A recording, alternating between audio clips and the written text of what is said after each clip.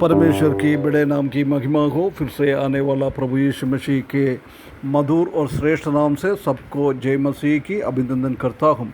फिर से इस सुबह ये प्रभात मनन के द्वारा परमेश्वर की वचन से थोड़ा सा मनन करने के लिए परमेश्वर ने हमारा जीवन में एक अवसर दिया है, इसलिए परमेश्वर को बहुत बहुत धन्यवाद देता हूँ।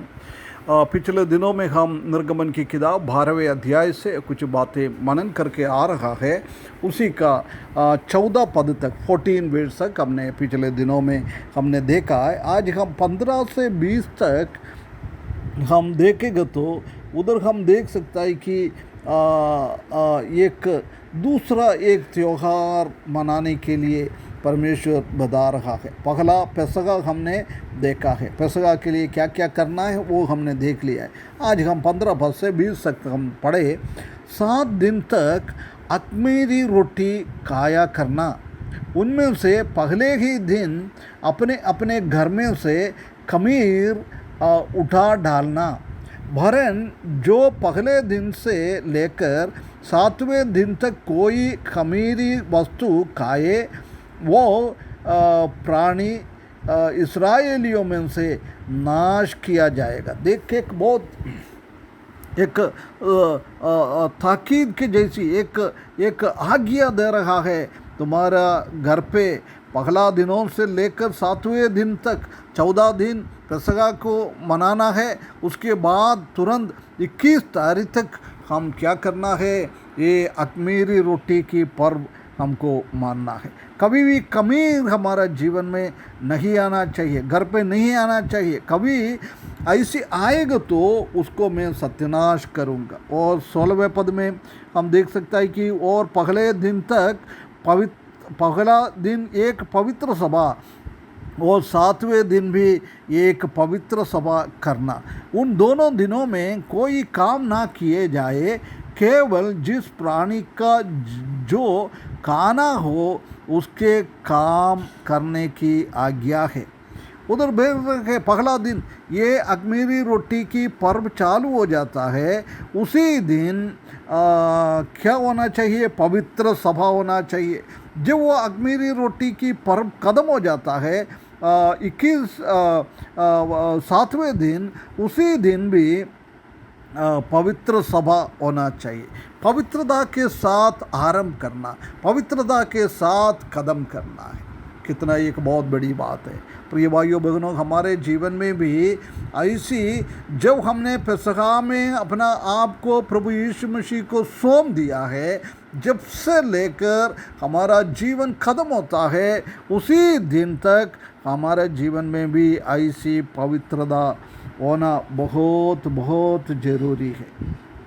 और 17वें पद में इसलिए तुम बिना खमीर की रोटी का पर्व मनाना, क्योंकि उसी दिन मानो मैंने तुमको दल दल करके मिस्र देश में से निकाला है।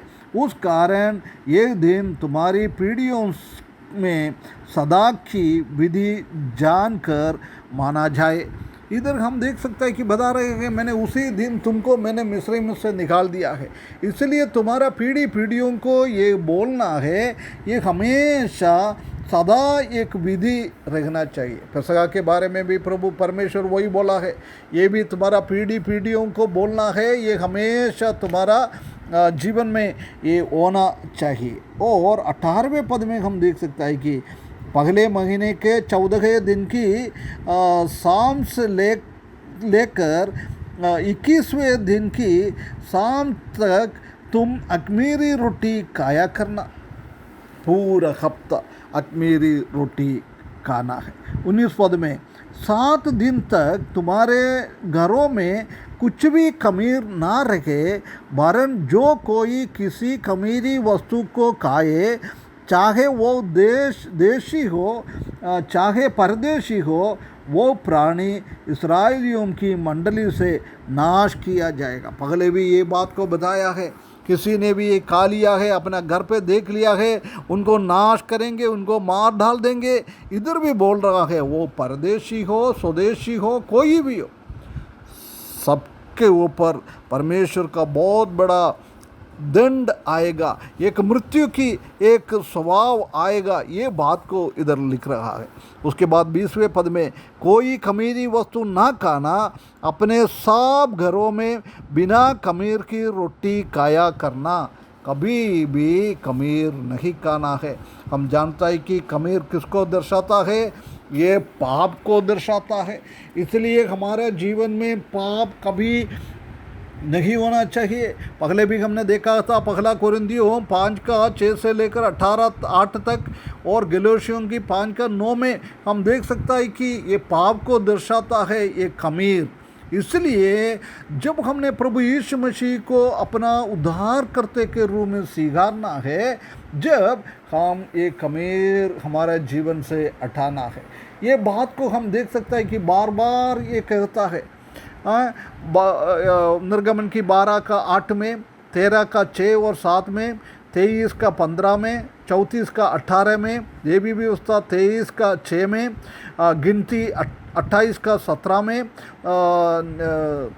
व्यवस्था विवरण 16:3 और 8 में इधर बार बार बोल रहा है ये 7 दिन का खमीर हमारे जीवन में नहीं आना चाहिए, हमारे घर पे नहीं आना चाहिए, खमीर हम ना खाना चाहिए, को कहीं भी पाप हमारे जीवन में नहीं आना चाहिए। हम जानता है कि कुछ चीज़ों को हम खमीर में बदलना है, थोड़ा सा खमीर हम डालता है।